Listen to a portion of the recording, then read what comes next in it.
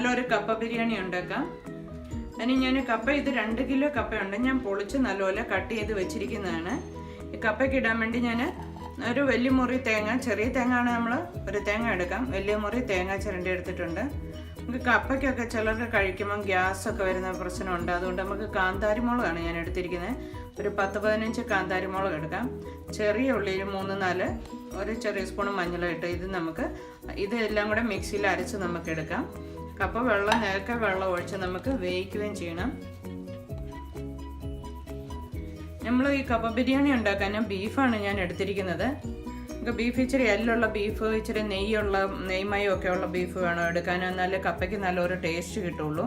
അതിനുവേണ്ടി ഞാൻ ഒരു വലിയ സബോള ചെറുതായിട്ട് കട്ട് ചെയ്ത് വെച്ചിട്ടുണ്ട്.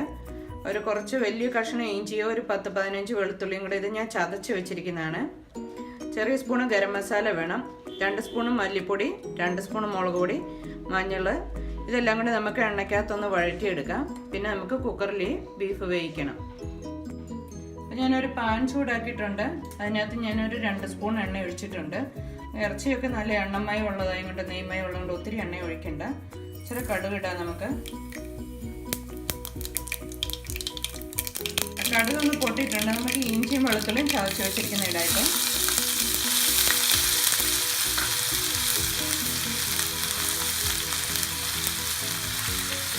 എൻ്റെ കൂടുതൽ ഞാൻ ഈ സവോള അരിഞ്ഞ് വെച്ചിരിക്കുന്നത് നമുക്ക് വഴറ്റിയെടുക്കാം.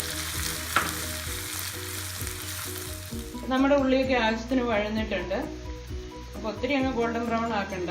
ഈ സമയത്ത് ഞാൻ എടുത്തു വെച്ചിരിക്കുന്ന മല്ലിപ്പൊടി ചേർക്കാം.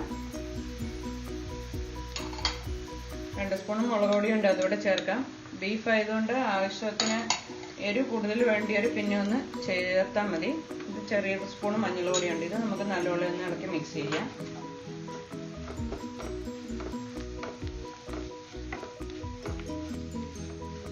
നമുക്കൊരു ഇച്ചിരി വെള്ളം ഒഴിച്ച് ഈ മസാലയെല്ലാം നമുക്കൊന്ന് നല്ലപോലെ അലിയിപ്പിച്ചെടുക്കാം. അപ്പോൾ ഞാൻ എടുത്തു വെച്ചിരിക്കുന്ന ഗരം മസാലയും കൂടി ഇതിൻ്റെ കൂടെ ചേർക്കുവാണ്.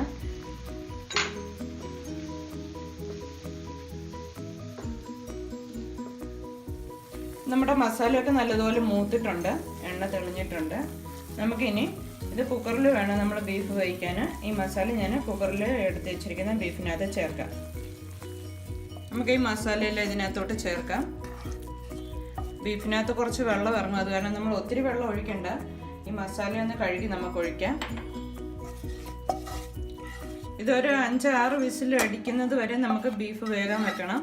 എന്നാലേ നമുക്ക് ബീഫ് നല്ലപോലെ വെന്ത് കിട്ടുള്ളൂ. ഈ സമയത്ത് ഞാൻ ആവശ്യത്തിന് ഉപ്പും കൂടെ ഇതിൻ്റെ കൂടെ ചേർക്കുകയാണ്.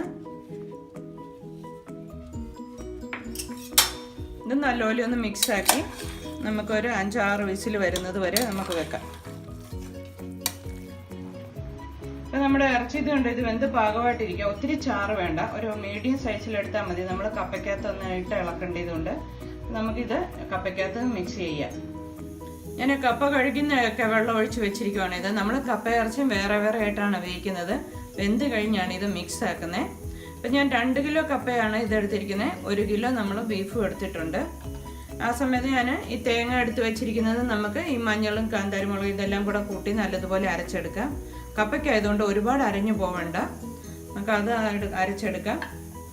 ഈ കുക്കർ വിസിൽ നമ്മൾ കപ്പ വിസിൽ വെക്കണ്ട, വെറുതെ ലിഡ് വെച്ചൊന്ന് നമുക്ക് മൂടി വയ്ക്കാം. കപ്പ വെന്ത് കഴിഞ്ഞാൽ അരപ്പ് ചേർക്കാം.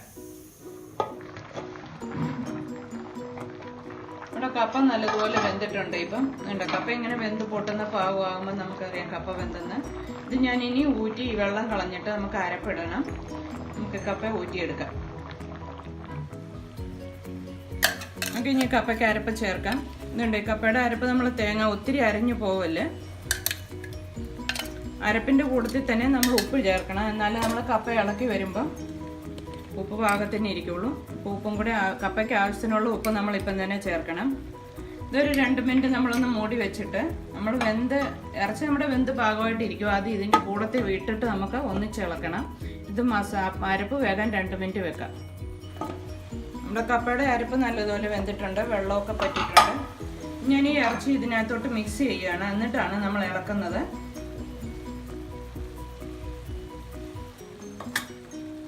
ഈ ഇറച്ചിയെല്ലാം നമുക്ക് ഇങ്ങോട്ട് ചേർക്കാം.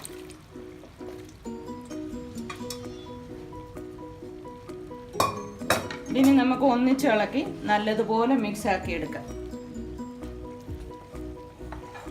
അപ്പോൾ ഇത് നമുക്ക് നല്ലതുപോലെ ഇളക്കി മിക്സ് ആയിട്ടുണ്ട്. ഇനി നമുക്ക് ഇതിൻ്റെ മുകളിൽ ഇച്ചിരി ഒരു ഉള്ളി ഒന്ന് കടുക് പൊട്ടിച്ച് ഇടുവാണെങ്കിൽ നല്ല ടേസ്റ്റ് ആയിരിക്കും. ഞാൻ ചെറുതായിട്ടൊന്ന് ഉള്ളിയും കൂടെയും കടുക് പൊട്ടിച്ച് ഇതിൻ്റെ കൂടെ ചേർക്കാം. ചൂടോടുകൂടി തന്നെ നമ്മൾ ഈ കപ്പ ബിരിയാണി കഴിക്കണം, എന്നാലേ നല്ല ടേസ്റ്റ് കാണുള്ളൂ. നമുക്ക് കടുക് പൊട്ടിച്ച് ചേർക്കാം. നമുക്ക് ഈ കടുക് പൊട്ടിച്ചതും കൂടി ഇതിൻ്റെ കൂട്ടത്തിൽ ചേർക്കാം.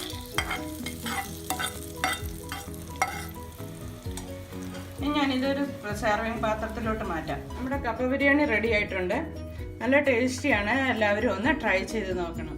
നിങ്ങൾക്ക് ഈ വീഡിയോ ഇഷ്ടപ്പെട്ടെങ്കിൽ എല്ലാവരും ലൈക്ക് ചെയ്യണം, സബ്സ്ക്രൈബും ചെയ്യണം.